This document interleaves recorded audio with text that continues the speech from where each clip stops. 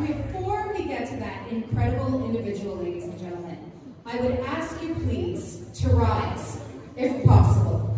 Remove your hats, and let's pay tribute to this beautiful country we call home, Canada, by singing together in unison our national anthem.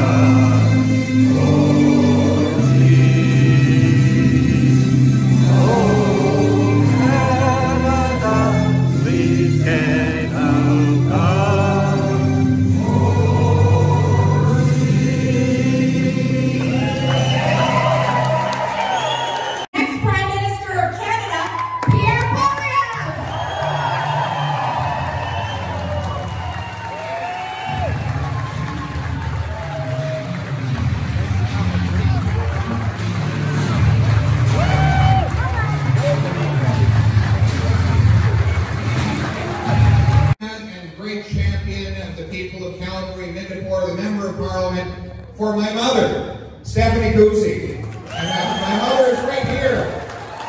There she is.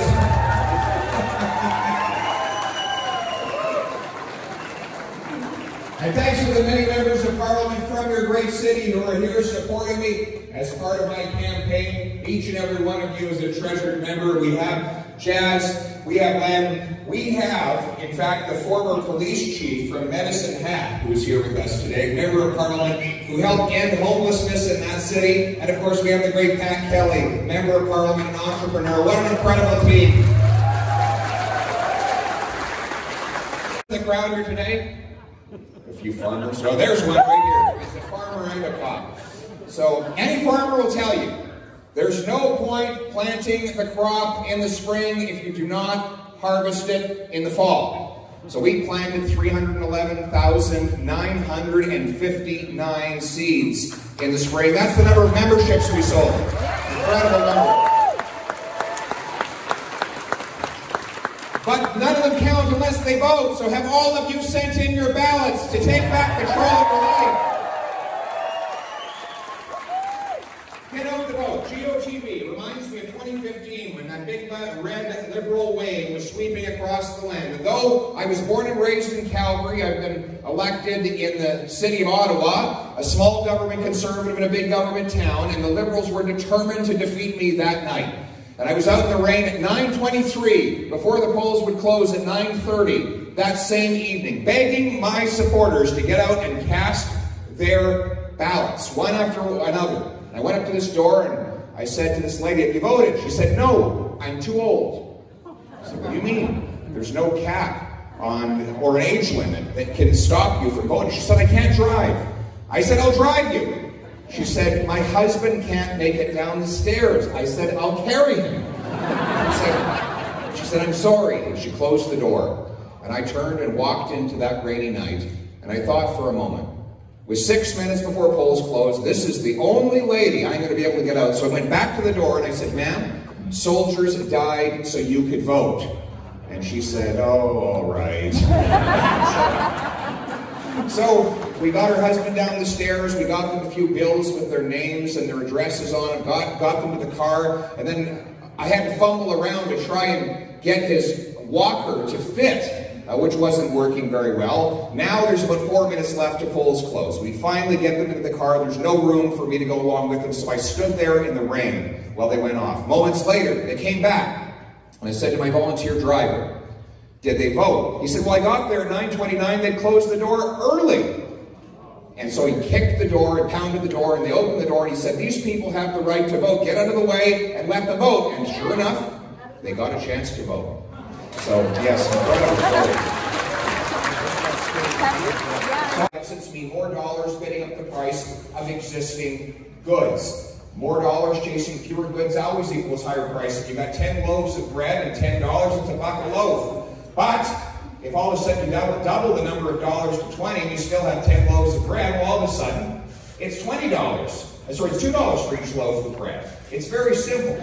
And furthermore, it's more expensive for our farmers to produce and our truckers to deliver that bread because higher taxes on their inputs like energy have driven up their cost of production. The more government spends, the more things cost. It is just inflation, isn't it? Yeah.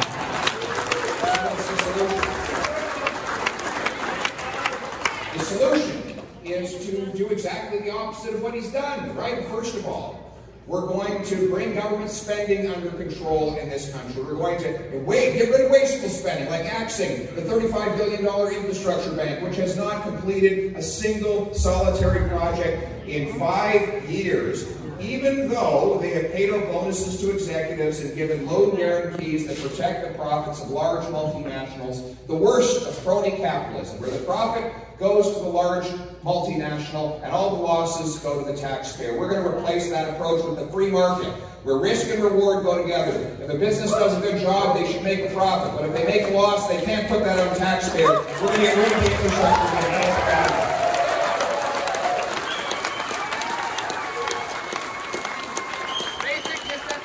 Human rights. And we save $1 billion by defunding the CBC.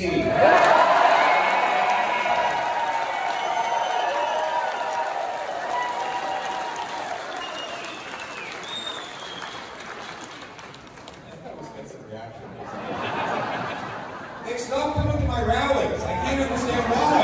What's the problem?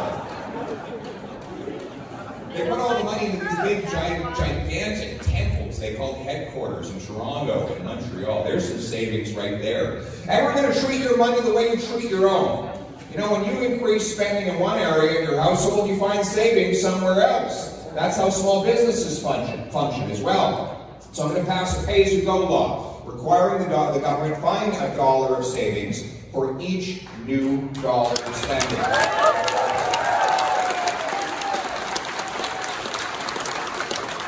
If this law had been in place over the last 2 years, we would have saved $200 billion.